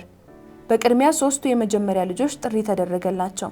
የመካነ ኢየሱስ ቤተክርስቲያን ዋና ጸሐፊ ልጆች መሆናቸውና በማርክሲስት መንግስት ለሚነዙ አስተሳሰቦች የማይገዙ መሆናቸው ፈተናውን ቀላል አላደረገላቸውም። ከጥቂት ጊዜ በኋላ ትልቋ ሴት ልጃቸው ኩለኒ ተይዛ ስትታሰር ትልቁ ወንድ ልጃቸው አመንቲ ደግሞ ከባድ ድብደባና እንግልት ደርሶበታል። በእምነት የሚመስሉት አንዳንድ ጓደኞቹም ተገድለዋል። ወንድ ልጃችን የጉዲናና የፀሐይ ወንድ ልጅ አመንቲ ለዘመቻ የተላከው በአዲስ አበባ ዳርቻ ወደምትገኘው አቃቂ ነበር። በዚያ ካምፕ ውስጥ የነበሩት ወጣቶች ከፍተኛ ተቃውሞ ቀስቅሰው ስለነበረ ከነርሱ ጋር ወደ እስር ቤት ተጣለ። ከጥቂት ጊዜ በኋላ እንደገና ከእስር ተፈቶ ነጆ ውስጥ ወደሚገኝ ካምፕ ተላከ። በዚያ የወጣቶች ካምፕ ውስጥም እርሱ ከደረሰ ከጥቂት ጊዜ በኋላ ትልቅ ረብሻ በመቀስቀሱ በግርግሩ መሃል ሸሽቶ በማምለጥ ፈታኝ ጉዞ አድርጎ ወደ አዲስ አበባ መጣ። ልጃችን ወደ ቤት ድንገት መጥቶ ከፊት ለፊታችን ቆመ። ይሁን እንጂ እዚህም እየፈለጉት ሊመጡ ስለሚችሉ ከኛ ጋር መቆየት አልቻለም። ታዲያ ወዴት መሄድ ይችላል? የትም ብንደብቀው አስሰው ያገኙታል። ከያዙትም ከመግደልም ወደ ኋላ እንደማይሉ የታወቀ ነው። ጉዲና መፍትሄ መፈለግ ነበረበት። በጣም ጥብቅ በሆነ ሚስጥራዊ መንገድ ከአንዳንድ የኖርዌይ ሚስዮናውያን ጋር መነጋገር ጀመረ። ልጃችን በቤተ ክርስቲያን የአደጋ ጊዜ እርዳታ ማጓጓዣ መኪና በደቡብ አቅጣጫ ወደ ኬንያ ድንበር እንዲሄድ እቅድ ነደፉ። በመኪናው ውስጥ ሊጋለጥ በማይችልበት ሁኔታ እንዲደበቅ ለማድረግም ተዘጋጁ። ወደ መኪናው ሲገባ በፍርሃት ልቡ በአፉ በኩል ልትወጣ የደረሰች ትመስል ነበር። በደቡብ አውራ ጎዳና ላይ በርካታ የፍተሻ ኬላዎችን ማለፍ ነበረባቸው። ነገር ግን እግዚአብሔር ተአምር አደረገልን። የጉዲና ልጅ መሆኑን ማንም ለይቶ አላወቀም። መኪናው ድንበር አካባቢ ሲደርስ ከመኪናው ወጥቶ ወደ ኬንያ ሸሸ። ገና የ16 ዓመት ልጅ ነበር። በለጋ ዕድሜው በዓለም ላይ ብቻውን ለቀቅ ነው። በጊዜው ምን አይነት ስሜት በውስጡ ሊፈጠር እንደሚችል መገመት ብቻ ነው የሚቻለው። ምናልባት ተስፋ መቁረጥ፣ ጥልቅ ሐዘን፣ ፍርሃት። የት ሊሄድ ይችላል? መከራውንስ እንዴት ሊያልፈው ይችላል? ምንስ ማድረግ አለበት? ብዙ አይነት ስሜቶች ተፈራረቁብን። እኛ ያለን እግዚአብሔር ብቻ ነው። እርሱ መጠጊያችንና ብቸኛ ተስፋችን ነበር። በልባችን ውስጥ የሚቀጣጠለውን ሁሉ በጸሎት ለእግዚአብሔር ነገር ነው። ወደማያውቀው ሀገር በሰላም ከደረሰ በኋላ በጓደኞቻችን እርዳታ ወደ ጀርመን ተጓዘ። በዚያም ከጀርመን ሚስዮናውያን እርዳታ አግኝቶ ትምህርቱን ጀመረ። ነገር ግን የወላጆቹ፣ የወንድሞቹ፣ የእህቶቹ ናፍቆትና ስለ ደህንነታቸው የሚሰማው ጭንቀት ከባድ ጠባሳ ጥሎበታል። ምንም እንኳን በነፃነት እየኖረ ቢሆንም ከነዚህ ነገሮች ጋር አብሮ መኖር ቀላል አልነበረም። በሚቀጥሉት ዓመታት ለእርሱ በጣም አስቸጋሪዎችና ፈታኞች ነበሩ። ታናሹ ልጃችን ለቴራ አይነግቡ ቀናኢ ክርስቲያንና በጉባኤ አገልግሎት ንቁ ተሳትፎ የሚያደርግ ልጅ ነው። ስህተት እንደሆነ ባመነበትና ከእግዚአብሔር ሊያርቀው በሚችል በማንኛውም ነገር ውስጥ እጁን ለማስገባት አጥብቆ ይፈራል። ቤት ውስጥ ሁልጊዜ የሳቅና የጨዋታ ምንጭ ነው። አስደናቂ የሆነ ሳቅ የማጫር ተሰጥኦ ነበረው። ቤት ውስጥ ሁልጊዜ የሳቅና የጨዋታ ምንጭ ነው። አስደናቂ የሆነ ሳቅ የማጫር ተሰጥኦ ነበረው። ይህ የ17 ዓመት ልጃችን አንድ ቀን መጥፎ ነገር አጋጠመው። አንዳንድ የሚያውቃቸው ጓደኞቹ የመንግስት ደጋፊ የሆኑ ወጣቶችን አድፍጦ የሚገድል ጸረ መንግስት የወጣቶች ፓርቲ ውስጥ እንዲገባ ሊያግባቡት ሞከሩ። እርሱ ግን ፈቃደኛ አልሆነም። በዚህም ምክንያት አሳቻ እሳት ላይ ጠብቀው ክፉኛ ደበደቡት። መሬት ላይ ጥለውም በድንጋይ ይወግሩት ጀመር። በእግዚአብሔር ምሪት አንድ ፖሊስ ወደ አካባቢው መጣ። ሁኔታውን ሲመለከት የማስጠንቀቂያ ጥይት ወደ ላይ ተኮሰ። ልጃችንን እየደበደበ የነበረው መንጋ ወዲያው ከቦታው ሸሸ። ልጃችንን በህይወት ተረፈ። በኋላ ላይ ግን ያን የፖሊስ አባል ቤቱ ድረስ ሄጄ ጎበኘሁት። የልጃችንን ህይወት ስላተረፈልንም ምስጋናዬን አቀረብኩለት። ይህ ከሆነ ከ3 ወራት በኋላ ለቴራ በድንገት ታመመ። ከአንድ ቀን በፊት ቤተክርስቲያን ውስጥ በወጣቶች ጉባኤ ላይ ነበር። የወጣቶች መሪ የነበረችው ጽጌ የመጽሐፍ ቅዱስ ጥናት ከመራሽ በኋላ ዛሬ ኢየሱስን መቀበል የሚፈልግ የሚል ጥሪ ያቀረበች። ልጃችን እጁን አነሳ። ከእግዚአብሔር ጋር ያለው ግንኙነት የተስተካከለ መሆኑን እንደገና እርግጠኛ መሆን ፈልጎ ነበር። ያ ውሳኔው ያስደንቃል። ከዚያም ወደ ቤት እንደመጣ ለበዓል ቀን እንደሚደረግ አይነት ክፍሉን አስጌጠው። ልብሶቹን ንጹህ አደረገ። ለየት ያለ ዝግጅት ያለበት ይመስል ነበር። ሁሉንም ነገር በትክክል አስዋበ። በሁኔታው ግራ ተጋባን። ያን የሚያደርገው ለምን እንደሆነ አልተረዳንም ነበር። ቅዳሜ ዕለት በድንገት ታመመ። ህመሙ ለ3 ቀናት ብቻ ነበር የቆየው። በወቅቱ ምን እንደሆነ እስካሁን ድረስ እርግጡን አላወቅኩም። ምናልባት ከጥቂት ወራት በፊት በድንጋይ ከመወገሩ ጋር የተያዘ ነገር ሊኖረው እንደሚችል ገምተናል። ያኔ ምንም አይነት ምርመራ አልተደረገለትም ነበር። እሁድ ምሽት ላይ ህመሙ በረታበት። ጭንቅላቱን ይዞ እማዬ እዚህ አካባቢ በጣም ያመኛል ይለኝ ነበር። በከፍተኛ ስቃይ ውስጥ እንደነበረ በግልጽ ይታያል። ጥቂት ቆይቶ እማማ ብሎ ጠራኝና ወደ ላይ አንጋጦ እያየ ነጭ ልብስ የለበሰ ሰራዊት አይታይሽም አለኝ። ምንም አላየሁም። አሁንም ወደ ጣራው እያመለከተ ተመልከቺ፣ ሁሉም የሚያብረቀርቅ ነጭ ልብስ ለብሰው በአንድነት እዚያ ቆመዋል። ነገ ሞታለሁ አለኝ። ሁላችንም በጣም ደነገጥን። ምን አልክ አልኩትና ማልቀስ ጀመርኩ። ኦ እኔ የማየውን ብታይ ኖሮ በጣም ጥሩ ነበር አለኝ። ምን ነካ ምን ሆነሃል ብለን ጠየቅነው። አትጨነቁ በእኔ ውስጥ ምንም ግራ መጋባት የለም ሲል መለሰልን። ግን ጸልዩልኝ አለን። ተንበርክከን ለልጃችን አጥብቀን ጸለይን። ለቴራ ከዛ ያለፈ ምንም ነገር ማለት አልቻለም። ጸልዩልኝ የሚለው የመጨረሻ ቃሉ ነበር። በጣም ጥልቅ የሆነ ሐዘን ላይ ወደቅን። እነዚህ የመጨረሻ ቃላቱ በአይምሮዬ ውስጥ ይመላለሱ ነበር። እማዬ እኔ የማየውን ብታይ ኖሮ በጣም ጥሩ ይሆን ነበር። በታመመ በ3ኛ ቀኑ ሰኞ ዕለት ሞተ። ለ17 ዓመታት ለኛ የተሰጠን የእግዚአብሔር ስጦታ ነበር። ከዚያም እግዚአብሔር ወደ ቤቱ ወሰደው። በማግስቱ ማክሰኞ ቀብሩ ሲፈጸም በቀብር ስነ ስርዓቱ ላይ የሰበከው ጉዲና ራሱ ነበር። ስለ ትንሣኤ ተስፋ ነበር የሰበከው። ቃላቱ በደረቅ ምድር እንደሚያረሰርስ ዝናብ በዚያ አስከፊ ጊዜ በጥልቅ ሐዘን ለተጎዱ በቦታው ለነበሩ ሌሎች ሰዎች ጭምር ትልቅ መጽናኛ ነበሩ። በቀብር ስነ ስርዓቱ ላይ የነበረ አንድ ሰው ጉዲና ካቀረበው አስደናቂ ስብከት በኋላ እኔ ስሞት መቀበር የምፈልገው ልክ እንደ ጉዲና ልጅ ነው በማለት ተናግሮ ነበር። ይህ የሆነው ማክሰኞ ሲሆን ያ ሰው ከቀብር በኋላ የቫይታሚን መርፌ ለመውሰድ ወደ ሐኪም ሄዶ በስህተት የተበከለ መርፌ ተሰጠው። በማግስቱ ረቡዕ ሰውየው በጠና ታመመ። ከዚያም ሐሙስ ዕለት ሞተ። ሰውየው አርብ ዕለት ሲቀበር ቀብሩ ልክ እንደ ጉዲና ልጅ ነበር። ሁላችንም ልጃችንን በጣም መናፈቅ ጀመርን። በተለይ መካከለኛዋ ልጃችን ለሆነችው ለእህቱ ለአስቴር እርሱን ማጣት በጣም ከባድ ነበር። ሐዘንና ተስፋ መቁረጥ በጣም ስለመታት ለአንድ መንፈቅ ያህል በጥልቅ የድባቴ ህመም ተሰቃየች። ያ ጊዜ ምን ያህል ከባድ ነበር! ልጄን ማጣት በራሱ ከባድ ነው። እርሱ ለኛ የእግዚአብሔር ስጦታ ነበር። እግዚአብሔርም ግን መልሶ ወደ ራሱ እንደወሰደው አውቄያለሁ። ክፉኛ ናፍቆኝ የነበረ ቢሆንም በዚህ ሰላም ይሰማኛል። ከሁሉም በላይ ደግሞ ትልቁ ልጃችን አማኑኤልም ከእግዚአብሔር ጋር በመሆኑ ደስ ይለኛል። በእነዚህ አስጨናቂ ሰዓታት ውስጥ ሰላም ነበርኩ። በሌላ ሰው እጅ አለመሞቱ በራሱ ሁልጊዜ የሚያጽናናኝ ነገር ነው። እግዚአብሔር በሰላም ወደ ቤቱ ጠራው። በክብር እንድንቀብረው ፈቀደልን። ብዙ ሰዎች በሐዘናችን ሊያጽናኑን ወደ ቤታችን መጥተው ነበር። በቀብር ስነ ስርዓቱ ላይ የተገኘው ህዝብና የወጣቱ ቁጥር እጅግ ብዙ ነበር። ስርዓቱን በብዙዎች ላይ ተጽዕኖ ያሳደረና በእግዚአብሔር ስለማመን ጠንካራ ምስክር ሆኖ ያለፈ ነበር። ከለቅሶ በኋላ ለኔ ከምንም ነገር በላይ ከባድ የነበረው የሴቷ ልጄ በመንፈስ መረበሽና በድባቴ ይደርስባት የነበረውን ስቃይ መቋቋም ነበር። በመጨረሻ ግን ከ6 ወራት በኋላ እግዚአብሔር ምህረት አደረገላት። ህመሙን እየተቋቋመችና ደህና እየሆነች መጣች። በዚያ ወቅትና ከዚያ በኋላ ባሉት ጊዜያት ሁሉ እግዚአብሔር እንድንቋቋመው የማይረዳን ምንም አይነት ከባድ ነገር እንደሌለ ተማርኩ።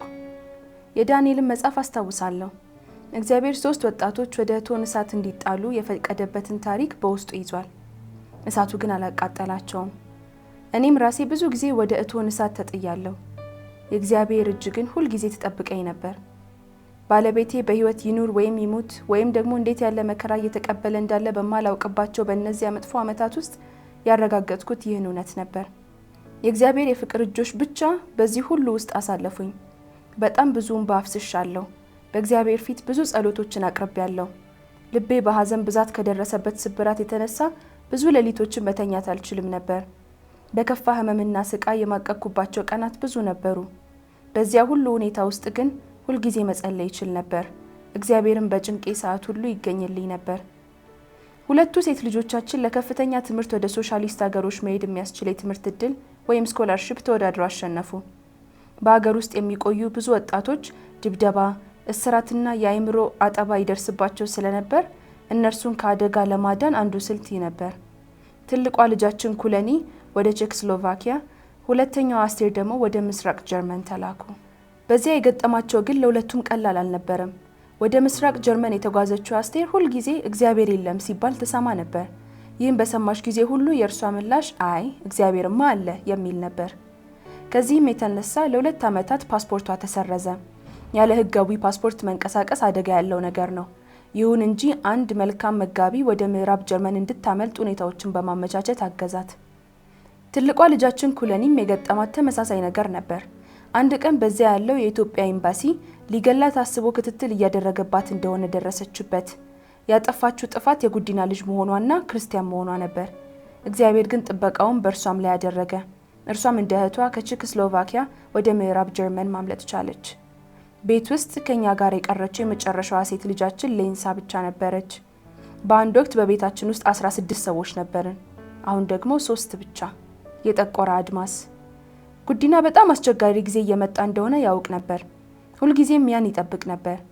ከፊታችን ስደትና ሞት እየጠበቀን እንዳለ ይነግረኝ ነበር። እኔም እዚህ ሆኖ ከሚሞት ወደ አውሮፓ እንዲሄድ ተጭኜ ለመንኩት። ይህን ማድረግ አልችልም ብሎ መለሰልኝ። ክርስቶስ እዚህ አለ፣ እዚህም አለ። እኔ ግን መሆን ያለብኝ ክርስቶስ እንደሆን በሚፈልገው ቦታ ነው።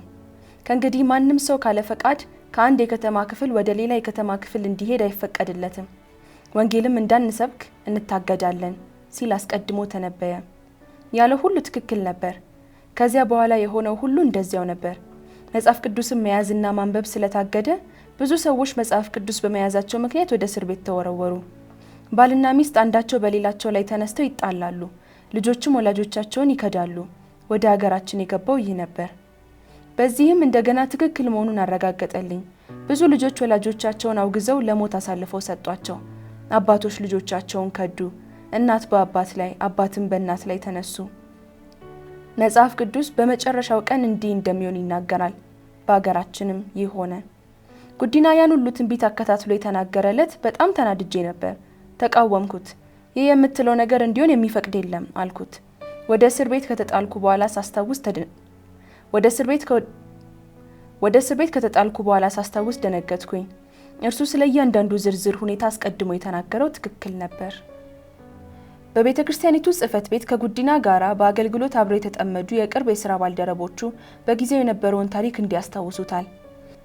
አንድ ቀን ገና በማለዳ ጎህ ሲቀድ የቤታችን በር ተንኳኳ። ጉዲናና ፀሐይ ነበሩ። ባለፈው ሌሊት ሁለቱም ጸሎት ላይ ስለነበሩ በቂ እንቅልፍ አላገኙም። ሆኖም ግን እጅግ ማልደው ነበር የመጡት። ካሁን በኋላ እንደ ቀድሟቸው በግልጽ በሚታይ መልኩ በክርስትናቸው የሚቀጥሉ ከሆነ በሕይወታቸው ስደትና ሞት እንደሚገጥማቸው እግዚአብሔር አሳይቷቸው ነበር። አገሪቱን ለቀው ካልሄዱ ቤተሰባቸው ለጥፋት ይዳረጋል። የራሳቸውን ብቻ ሳይሆን ልጆቻቸውንም ጭምር ትልቅ አደጋ ላይ ይጥላሉ። በዚያ ሲጸልዩ በመሹበት ሌሊት መላው ቤተሰብ ተነጋገረ። አንድ ላይ ሆኖም ጸለየ። በነጋታው ጉዲናና ፀሐይ ማልደው ወደ ጓደኞቻቸው ቤት እየሄዱ በእምነታቸው ከመቀጠል ውጪ ምንም አማራጭ እንደሌላቸው ነገሯቸው። ምርጫው ለነርሱ ኢየሱስን የመከተልና ያለመከተል ነበር። ምንም እንኳን ውሳኔያቸው መላውን ቤተሰባቸውን ለጥፋት አሳልፎ የሚሰጥ ቢሆንም በበጎ ሕሊና ሊያደርጉት የሚችሉት ብቸኛው ነገር ክርስቶስን መከተል ነበር። እንዴት ያለ ምርጫ ነው! ይህ በጸሎት የደረሱበት ትልቁና የመጨረሻው ውሳኔያቸው ነበር። ምንም ቢመጣ አዳኛቸው አያጣቸውም። በሩን ከፍቶ የተቀበላቸው ሚስዮናዊው የጉዲና ጓደኛ በዝምታ አደመጠ። ከነዚህ ሁለት በመንፈስ ቅዱስ ከተሞሉ ታላላቅ የጌታ ባሪያዎች ጋር ያሳለፈው ሰዓት ቅዱስ ሰዓት ነበር። በእስር ቤት ውስጥ በመጨረሻ ያ የተባለው ቀን መጣ። የመንግስት ባለስልጣናት በደርግ ሚስጥራዊ ፖሊስ አማካኝነት ጉዲናን ያዙት። በቤተ ክርስቲያን ጽሕፈት ቤት ውስጥ በስራ ላይ ከነበረበት አስወጥተው ወሰዱት። ጉዲናና ሌሎችም በርካታ ሰዎች ከተለያዩ ቦታዎች መያዛቸው ተመለከተ። በሚወሰዱበት መኪና ውስጥ የነበረው ስሜት ተስፋ አስቆራጭ ነበር። የተያዙት ሰዎች ከእስር ታሪኮች ጋር ተያይዞ ዝነኛ ወደ ሆነው 3ኛ ፖሊስ ጣቢያ ተወሰዱ። ጉዲናን በዘረፋና በወንብድና ከተያዙ ብዙ ሰዎች ጋር ለ2 ሳምንታት በተጨናነቀች ትንሽ ክፍል ውስጥ ቆየ። ጉዲና በኋላ ላይ እንደተናገረው የታሰሩበት ክፍል በጣም ትንሽ ከመሆኑ የተነሳ ለመተኛት እንኳን በቂ አልነበረም። በዚህ ምክንያት የሚተኙት ተራ በተራ ነበር። የተወሰኑት ሲተኙ፣ የተወሰኑት ይቆማሉ። በማግስቱ በማለዳ ተነስተን ጉዲናን መፈለግ ጀመርን። ፍለጋው በጣም ከባድና አድካሚ ስራ ነበር። በመጀመሪያው ፖሊስ ጣቢያ አልነበረም፣ በሁለተኛውም እንዲሁ። ከዚያም ወደ 3ኛው ፖሊስ ጣቢያ ሄድን። ወደዚያ ስንደርስ ጉዲና እዚያ ውስጥ ሊሆን እንደሚችል ፍንጭ የሰጠንን አንድ ሰው አገኘን። እስር ቤቱ አሰቃቂ ነበር። ጉዲና በዚያ ቦታ እንዴት ተቋቁሞ ሊቆይ ቻለ? ወደ ቤት ተመልሰን ለጉዲና እንድንሰጠው ይፈቅዱልናል በሚል ተስፋ የጥጥ ፍራሽ፣ ብርድ ልብስና ምግብ አመጣንለት። በአዲስ አበባ ሌሊቱ እንደ በረዶ ስለሚቀዘቅዝ ያለ ብርድ ልብስ የሚገፋ አይደለም። ያመጣናቸውን እቃዎች በእስር ቤቱ መግቢያ ላይ ተቀበሉን። ነገር ግን እርሱን እንድናየው አልተፈቀደልንም። እጁን ብቻ እንድናይ ደጋግመን ለመናቸው። ለሰላምታ እጁን አውለብልቦ እንዲያሳየን ብቻ። አልሆነም። ጉዲናን ከዚያ ለማስወጣት ምን ማድረግ እንችላለን? የተመሰረተበት ክስ ምን እንደሆነ ለማወቅ አንድ ወዳጅን ወደ ባለስልጣናት ዘንድ ልኬ ነበር። ጉዳዩን የያዘው ኃላፊ እንዳስረው ከበላይ አካል በስልክ ትዕዛዝ ደርሶኝ ነው ብሎ መለሰለት። ከዚህ ውጪ ምንም የምናውቀው ነገር አልነበረም። በየቀኑ ምግብ ይዤ ወደ እስር ቤቱ ሄድ ነበር። ከሳምንት በኋላ አንድ ሰው በምስጢር ከጉዲና ዘንድ አንድ ዜና ይዞልን መጣ። ጉዲና እስረኞችን ለማስተማርና ወንጌልን ለመስበክ ከፍተኛ ፍላጎት ስለነበረው ከምናመጣለት ምግብ ጋራ በድብቅ መጽሐፍ ቅዱስ እንድናስገባለት ጠየቀን። ጉዲና ይህን መሰል ድርጊት መፈጸሙ የተከለከለና ሕይወቱን አደጋ ላይ ሊጥል የሚችል መሆኑን ያውቃል። ያ ግን ቅንጣት ታክል ግድ አልሰጠውም። ከ2 ሳምንት በኋላ ከአዲስ አበባ በደቡብ ምስራቅ የአገሪቱ ክፍል ወደምትገኘው ትንሽ ከተማ ወደ አሰላ አዛወሩት። ይህ ሲሆን በድብቅ ሊገሉት ፈልገው ይሆን ብለን ፈራን። የፈራነው እንዳይሆን እኔ ራሴ በመኪና ወደ አሰላ ሄድኩ። በመጀመሪያው ምሽት አንድ ሆቴል ውስጥ አደርኩ። ሌሊቱን ሙሉ አይጦች ሲረብሹኝ በማደራቸው በሚቀጥለው ምሽት በመኪና ውስጥ ማደርም መረጥኩ። በማግስቱ በአቅራቢያው ከሚገኝ ምግብ ቤት ከአንዲት ሴት ምግብ ለመግዛት ገባው። እየተጋፈጥኩ ያለሁበትን ችግር ነገርኳት። እኔ ጋር መቆየት ትችያለሽ አለችኝ። በኋላ ላይ ስረዳ እርሷና ባለቤቷ ለሚስጥራዊው የፖሊስ የደህንነት ኃይል ይሰሩ የነበሩ ሰዎች እንደሆኑ ደረስኩበት። ሁለቱም ስለ ስራቸው ምንም ነገር አልነገሩኝም ነበር። ነገር ግን ጉዲናና እኔ መልእክት መለዋወጥ እንድንችል በማድረግ ድልድይ ሆነው አገለገሉን። በዚህ ሁኔታ 14 ቀናት አለፉ። ከዚያ በኋላ ያስጠጋችኝ ያቺ ሴት ጉዲና ወደ አዲስ አበባ በመኪና ሊወሰድ መሆኑን ነገረችኝ። በፍጥነት ወደ አዲስ አበባ የሚወስደውን መኪና እኔ ራሴ እንዳመቻች መከረችኝ። ይህን ያለችኝ ጉዲና በመንገድ ላይ ሊገደል ይችላል የሚል ጥርጣሬ ስለነበራት ነው። ወደ አዲስ አበባ ደወልኩ። ወዲያው 2 መኪኖች ከቤተ ክርስቲያን ጽሕፈት ቤት መጡ። በአንደኛው መኪና ከጉዲናና ከፖሊስ ጋር ተሳፈርን። ፖሊሱ ጨካኝ ሰው ነበር። ጉዲና በዚያ ከባድ ሙቀት ምንም የሚጠጣ ነገር እንዳያገኝ አደረገ። እርስ በርሳችን እንዳንነጋገርም ከለከለን።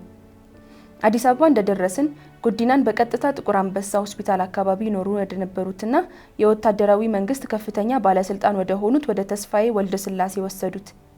ባለስልጣኑ ስላንተ ሁሉንም ነገር አውቃለሁ አለና ጉዲናን ወደ 2ኛ ፖሊስ ጣቢያ ላከው። በ2ኛ ፖሊስ ጣቢያ የነበሩት ጉዲናን እኛ አንፈልገውም፣ ከርሱ ጋር የሚገናኝ ምንም ነገር የለንም አሉ። ከዚያም በአሮጌው ቤተ መንግስት ወደሚገኘው የደርግ ጽሕፈት ቤት ተወሰደ። አሮጌው ቤተ መንግስት በአደገኛ እስር ቤትነቱ ይታወቃል። ጉዲናን በዛ መረመሩት። ቀኑን ሙሉ በመንገዱ ላይ በእያንዳንዱ መቆሚያ ቦታ ላይ ስጠብቀው አሳለፍኩ። ከዚያም እርሱ በቤተ መንግስቱ ቅጥር ግቢ ውስጥ በሚገኘው በዚሁ እስር ቤት ማደር ስለነበረበት ተሰናብቸው መውጣት ግድ ሆነብኝ። ከአሰላ ይዣቸው የመጣዋቸውን እቃዎች ብርድ ልብሱንና ፎጣውን ለሌሊት እንዲለብሳቸው ሰጠሁት። ብርድ ልብሱን በማሰቃያ ክፍል ውስጥ ጽኑ ጉዳት ለደረሰበት ሰው ወዲያው እንደሰጠው ሰማው። ለራሱ ያስቀረው ትንሽ ፎጣ ነበር።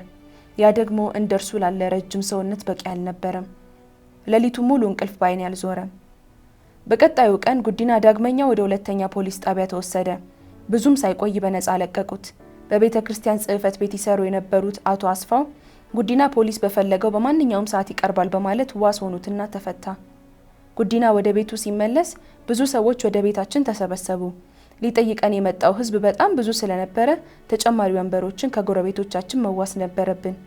ጉዲና ስላሳለፋቸው የእስር ቀናት ሲናገር በቆይታዬ አንድ ነገር ተምሬያለሁ አለ።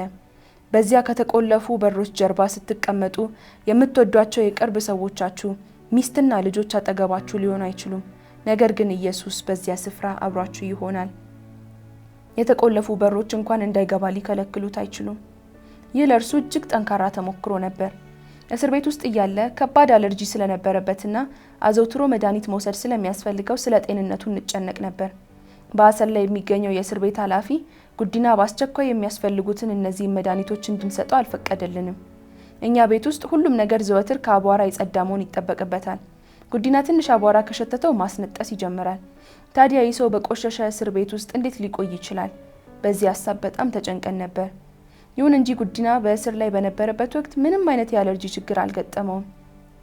እድሜውን በሙሉ ከአለርጂ ስቃይ ነፃ የሆነበት ወቅት ይህ ብቻ ነበር። በእስር ቤት በነበረበት ወቅት ይህ ታላቅ እግዚአብሔር ተአምር ካልሆነ በቀር ሌላ ምን ሊሆን ይችላል? ጉዲና የተያዘው ወንጀል ስለሰራ አይደለም። የባለስልጣናቱ ፍላጎት ከመንግስት ጋር ተስማምቶ እንዲሰራ ማድረግ ነው። ጉዲናን ለራሳቸው ዓላማ ሊወስዱትና የኢትዮጵያ መንግስት ተወካይ ሆኖ እንዲሰራ ሊያደርጉት ፈልገዋል። ይህን ማሳካት ከቻሉ ለውጭ ሀገራት የህዝብ ግንኙነት ስራ ትልቅ ድል ነው። ከዚህም በተጨማሪ በወቅቱ የመካነ ኢየሱስ ቤተክርስቲያን በአገሪቱ ውስጥ ከፍተኛ መጠን ያለው የአደጋ ጊዜ እርዳታ ለመስጠት የሚያስችል መልካም ቁመና ላይ ነበረች። በውጭ ሀገር ካሉ ሰዎች ጋር በቀጥታ ግንኙነት ሲፈጥር የነበረው ሰው ደግሞ ጉዲና ነው። በዚህ ስራው ከሀገር ውጪ መልካም ስም ነበረው። አዲሶቹ ባለስልጣናት ሊጠቀሙ የፈለጉት ይህን እድል ነበር። በግልጽ ወደ ውጭ ሀገር ሄደ ገንዘብ ሰብስብልን ብለው ጠየቁት። በሀገሪቱ ውስጥ ለኮሚኒስት ስርዓት ማስፈጸሚያ የሚሆን ገንዘብ ያስፈልጋቸው ነበር። ጉዲና ግን እኔ ለእናንተ ዓላማ ገንዘብ ልጠይቅ ወደ ውጪ ልሄድ አላደርገውም። ያን ማድረግ አልችልም። የኔ ስራ ቤተክርስቲያን የሰጠችኝን ኃላፊነት መወጣትና የእርሷን ፍላጎት ማሟላት ነው። በእርግጥ የሚፈልጉት ለህዝብ የሚቀርብ የአደጋ ጊዜ እርዳታ አልነበረም። ስለ ወታደራዊ የጦር ትጥቅ ነበር ያወሩት። ጉዲና በዚህ መንገድ በመንግስት ዘንድ ተቀባይነትን ማግኘት አልፈለገም። እንዲያውም በመካነ ኢየሱስ ቤተክርስቲያን ላይ ችግር እየፈጠራችሁ እያየው ለእናንተ የምሰራላችሁ ለምንድን ነው በማለት ጠየቃቸው። የአብዮቱ አቀንቃኞች እርስ በርሳችን ሰላምታ ስንሰጣጥ ሁላችንም የግድ መባባል ያለብን ኢትዮጵያ ትቅደም፣ ከሁሉ በላይ ኢትዮጵያ የሚል መሪ ቃል እንደሆነ ነግረውን ነበር። ጉዲና ይህንም በፍጹም አለ። እግዚአብሔር ይቀድማል፣ ከምንም በላይ ሊከብር የተገባው እርሱ ነው። ጉዲና ከእስር ከተፈታበት ከነሐሴ ወር ጀምሮ እስከሚቀጥለው ግንቦት ድረስ ዝም አላለም። ለአፍታም አፉን ለጉሞ አልተቀመጠም። በየስራው እየዞረ ወንጌልን ሰበከ። አለርጂው ልክ እንደ በፊቱ ጤናውን እያወከ ያስጨንቀው ነበር። ዳግመኛ ታሰረ። በግንቦት ወር በወሊሶ ከተማ በተካሄደ አንድ ትልቅ ስብሰባ ላይ ጉዲና በብዙ ሺዎች በሚቆጠር ህዝብ ፊት ይናገር ነበር። እየሰበከ ያለ አንድ እንግዳ ነገር እንዳስተዋለ ተመለከትኩ። ሆኖም እርሱ ምንም እንዳልተፈጠረ አድርጎ ንግግሩን እስከ መጨረሻው ድረስ አደረገ። በኋላ ስንገናኝ ምን ተፈጥሮ ነው ብዬ ጠየቅኩት። አሁን ሊወስዱኝ ነው አለኝ። በህዝቡ መካከል አንዳች ምልክት አይቶ ነበር። ፀሐይ፣ ዛሬ ማታ ወደ ቤት ከመሄድ ይልቅ ሆቴል ውስጥ ብናሳልፍ ይሻላል፣ ምክንያቱም ነገ ወደ እስር ቤት ይወስዱኛል አለኝ። በጭንቀት ተዋጥኩ። ምን ማድረግ እችላለሁ? ቀጥሎ ሊሆን ያለውን ነገር የሚያውቀው ጉዲና ብቻ ነበር። ያን ምሽት ወሊሶ አደርን። በማግስቱ ጧት ካረፍንበት ክፍል ውጪ አንድ ሰው ድምጹን ከፍ አድርጎ ሲጣራ ሰማን። ቀጥሎም የክፍላችንን በር ከፍቶ በመግባት ፖሊሶች ጉዲናን ለመያዝ ወደ አካባቢው እንደመጡ በመንገር በፍጥነት ወደ አዲስ አበባ ንዱ ብሎ መከረን። ፖሊሶቹ ያለፈው ምሽት በስብሰባ ላይ እንደነበሩና ጉዲናን ከዚያው ወደ እስር ቤት ይዘውት ለመሄድ አቅደው እንደነበረ፣ ሆኖም በአንድ ወይም በሌላ ምክንያት እንዳልተሳካላቸው ነገረን። ይህ የሆነው እግዚአብሔር አብረን እንድንጸልይና ለሚመጣው ሁሉ ራሳችንን ማዘጋጀት እንድንችል አንድ ተጨማሪ ሌሊት ሊሰጠን አስቦ እንደሆነ አድርገን ወሰድ ነው። ወደ ውጭ ወጣንና መኪናው ውስጥ ገብተን ለመንዳት ሞከርን። ነገር ግን መኪናው ሊነሳልን አልቻለም። እንደምንም በግፊ ካስነሳነው በኋላ ብዙ ጊዜ ቢወስድብንም ወደሚቀጥለው ትንሽ ከተማ ደረስን።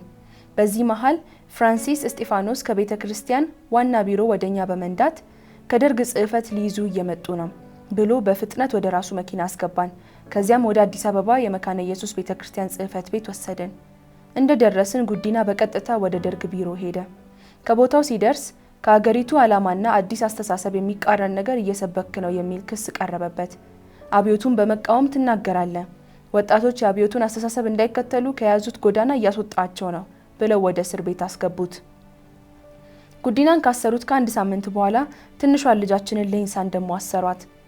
በጊዜው የነበሩት እስር ቤቶች በቁጥጥር ስር የሚውሉትን እጅግ ብዙ ቁጥር ያላቸውን ሰዎች ለመቀበል በቂ ስላልነበሩ በርካታ የግል ቤቶች ለእስር ተለይተው ነበር። ሌንሳ የታሰረችበት ቤት የአንድ ሀብቶ የተወረሰበት ባለጠጋ ሰው ንብረት ነበር። ጉዲናም ከበርካታ ሰዎች ጋር እንዲህ ወዳለው አንድ ቤት እንዲገባ ተደረገ። ሌንሳ አጠገቡ ባለ ሌላ ቤት ውስጥ ብቻዋን ነበረች። በሌሊት የደህንነት ኃይሎች ሌንሳ ወደ ታሰረችበት ቤት በመምጣት እንዴት እስረኞችን እንደሚያሰቃዩ እንድትመለከት አደረጓት። ፀሐይ የ16 ዓመት ሴት ልጇ ያለችበትን ሁኔታ እያሰበች በጭንቀት ቤቷ ተቀምጣለች። መቼም በእነዚህ ወንበዴዎች፣ ሽፍቶችና በምን ሰዓት ምን ሊያደርጉ እንደሚችሉ በማይገመቱ ጠባቂዎች ቁጥጥር ስር ያለች ወጣት ሴት ራሷን ከአደጋ ለመጠበቅ የእግዚአብሔር ተአምር ያስፈልጋታል። በእርግጥም እግዚአብሔር ያን ተአምር አደረገ። ሌንሳ ሁኔታውን እንዲህ ትዘግበዋለች።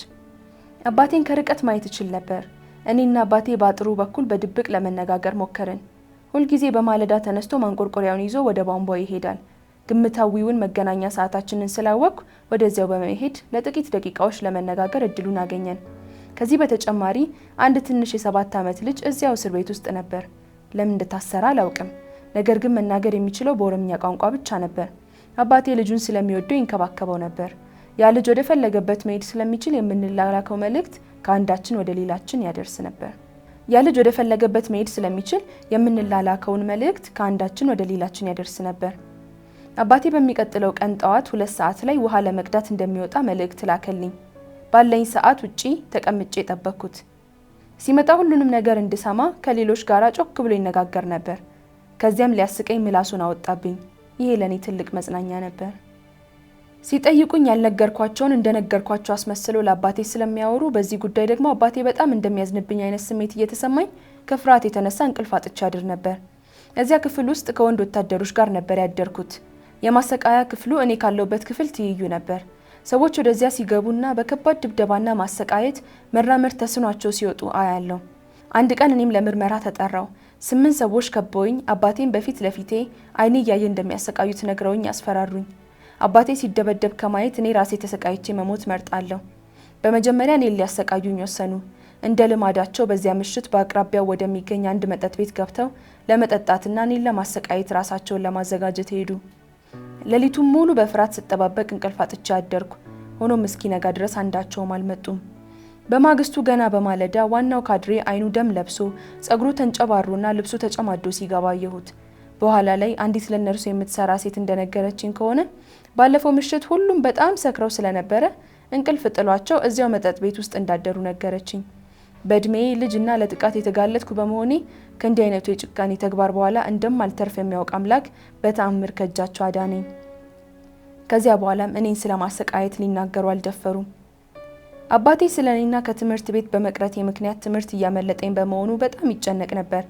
እንደ ነፃ ሰው ወደ ትምህርት ቤት መሄድ ባልችል እንኳን ቢያንስ ቀን ላይ ተምሬ ምሽት ወደ እስር ቤት እንድመለስ የእስር ቤቱን አስተዳደር እንድጠይቅ ነገረኝ። በሕጉ መሰረት ይህ በፍጹም የማይቻል ነገር ነበር። እኛ ከእስር ነፃ እንድንወጣ በመንግስት ላይ ብዙ ዓለም አቀፍ ጫናዎች ይደረጉ ነበር። በዚህም ምክንያት በመጀመሪያ እኔን ፈቱኝ። ከአንድ ሳምንት በኋላ ደግሞ አባቴ ተፈታ። ከዚያ በኋላ ሁሉም አስጨናቂ ጊዜያት እንዳለፉ ተሰማን።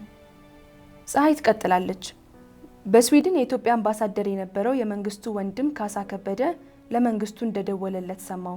በዚያ ሆኖ ጉዲና ቱምሳ የተባለ የቤተ ክርስቲያን ሰው መታሰሩን እንደሰማና በአስቸኳይ እንዲለቁት ማድረግ እንደሚኖርበት፣ ይህ ካልሆነ ግን ኢትዮጵያ ከስዊድን የገንዘብ ድጋፍ እንደማታገኝ እንደነገረው ሰማው። በዚያ ምሽት ለጉዲና ምግብ ለማድረስ ወደ እስር ቤት ሄድኩ። ሰዓቱ ከምሽቱ 3:30 ገደማ ነበር። እዚያ እንደደረስኩ ፖሊሱ ጠርቶኝ ዋስ ካመጣው ጉዲናን በነፃ እንደሚለቁት ነገረኝ። ባለፈው እስር ወቅት በዋስ ያስወጣውን ወንድም አስፋው እየለን በድጋሚ እጄ ጠራሁት። አስፋው ከኔ ጋራ ወደ ጣቢያ መጥቶ የዋስትና ወረቀቱ ላይ ከፈረመ በኋላ ማምሻውን ጉዲናን ይዘነው ወደ ቤት መጣን። ልክ ወደ ቤት እንደገባን ጉዲና እንዲህ አለኝ፣ ፀሐይ፣ ያ የፈራነው ነገር አንድ የሆነ ነጥብ ላይ መከሰቱ አይቀርም።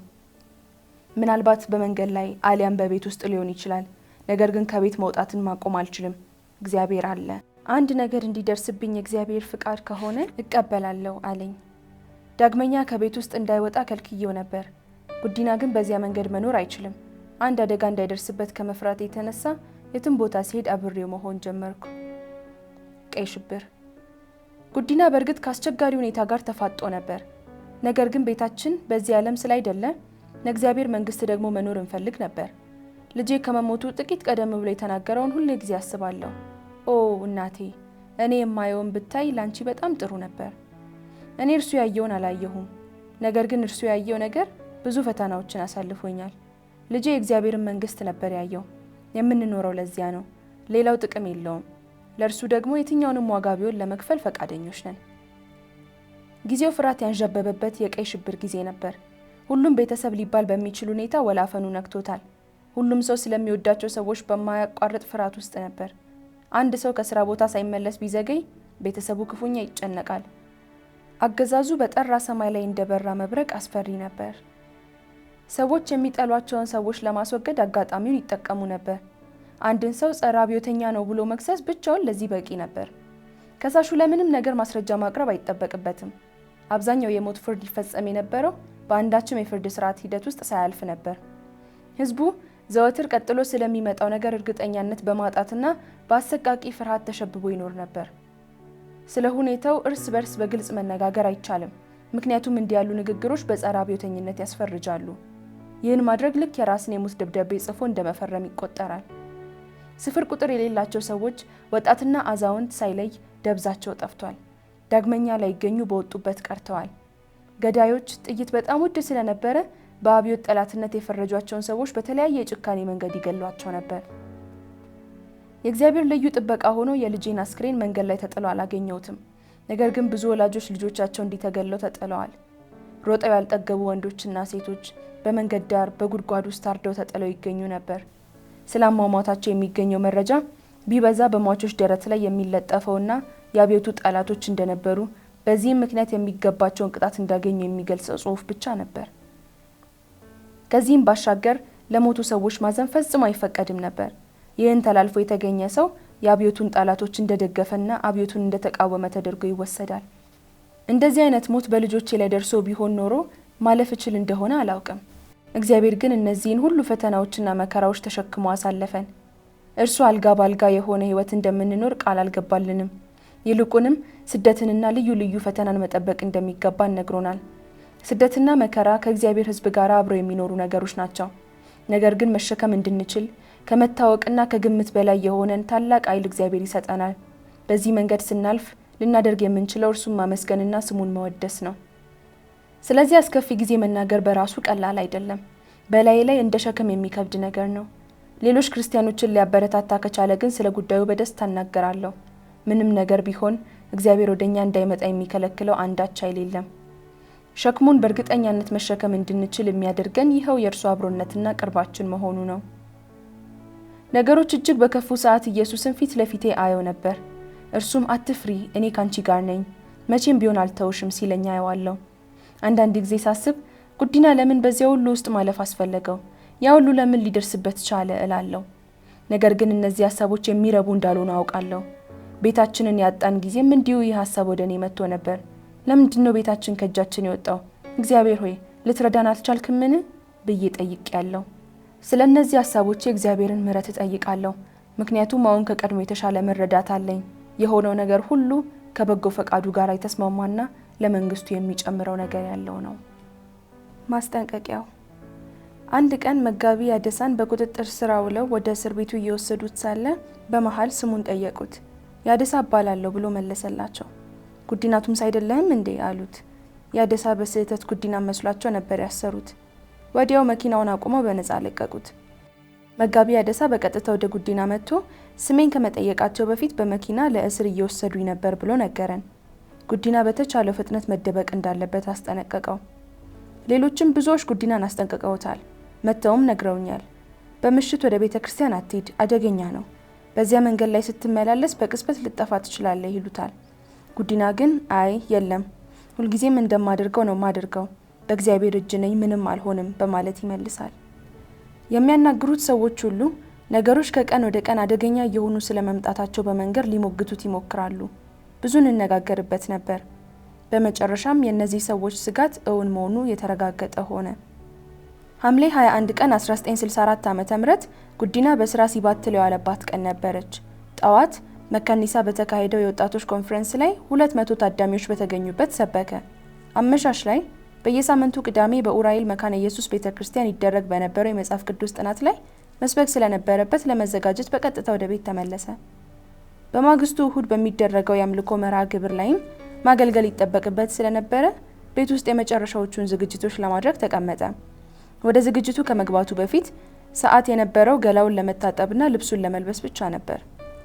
ልጃችን ሌንሳ ስለዚያሽ ቀን እንዲህ ስትል ትናገራለች። እየተዘጋጀ በነበረበት ወቅት ወደ እኔ መጥቶ ለስብከት የተዘጋጀበትን የመጽሐፍ ቅዱስ ጥቅስ አነበበልኝ። ከዚያም ዳግመኛ ለእስር ሊወስዱሽ እንደሚችሉ ታስቢያለሽ ብሎ ጠየቀኝ። አይ አላስብም፣ ከእንግዲህ አይወስዱኝም ብዬ መለስኩለት። እርሱም ይህን እንዴት እርግጠኛ ሆንሽ ሲል ጠየቀኝ። ሙሉ በሙሉ እርግጠኛ እንደሆንኩ መለስኩለት።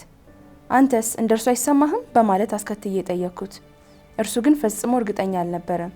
አየሽ፣ ዛሬ ማታ የምሰብከው ያኔ ለእስር በተወሰድኩበት ወቅት በወሊሶ የሰበኩትን ጥቅስ ነው አለኝ። ያ አጋጣሚ ዛሬም ተመሳሳይ ነገር ሊደርስበት እንደሚችል እንዲያስብ አድርጎት ነበር። የሚሰብክበት ክፍል ከሉቃስ ምዕራፍ 14 ከቁጥር 26 እስከ 33 ነበር። ወደ እኔ የሚመጣ ሁሉ አባቱንና እናቱን፣ ሚስቱንና ልጆቹን፣ ወንድሞቹንና እህቶቹን የራሱንም ሕይወት እንኳ ሳይቀር ባይጠላ ደቀ መዝሙሬ ሊሆን አይችልም። የራሱንም መስቀል ተሸክሞ የማይከተለኝ ደቀ መዝሙሬ ሊሆን አይችልም። ከእናንተ አንድ ሰው ሕንፃ ለመስራት ቢፈልግ መደምደም መቻል አለመቻሉን በመጀመሪያ ተቀምጦ ዋጋውን የማይተምን ማን ነው? መሰረቱን ጥሎ መደምደም ቢያቅተው ያዩት ሁሉ ይዘባበቱበታል። እንዲህም ይላሉ፣ ይህ ሰው ማነስ ጀምሮ ነበር፣ መደምደም ግን አቃተው። ወይም አንድ ንጉስ ከሌላው ንጉስ ጋር ጦርነት ሊገጥም በሚነሳበት ጊዜ 20,000 ሰራዊት አስከትሎ የሚመጣበትን ንጉስ በ10,000 ሰራዊት መመከት እንደሚችል ተቀምጦ የማይመክር ማን ነው? መቋቋም የማይችል ከሆነ ሌላው ንጉስ ገና ሩቅ ሳለ መልእክተኞችን ልኮ እርቅ ይጠይቃል። እንደዚሁም ከእናንተ ማንም ያለውን ሁሉ የማይተው ደቀ መዝሙሬ ሊሆን አይችልም።